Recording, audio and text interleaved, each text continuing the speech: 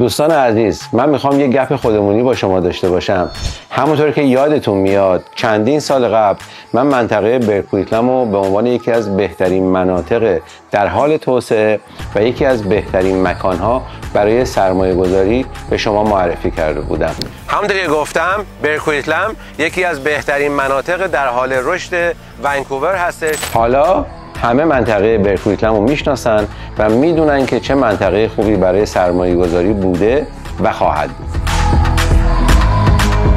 امروز میخوام یکی از اون پروژه هایی که بسیار مناسب برای سرمایه گذاری هست رو به شما معرفی کنم.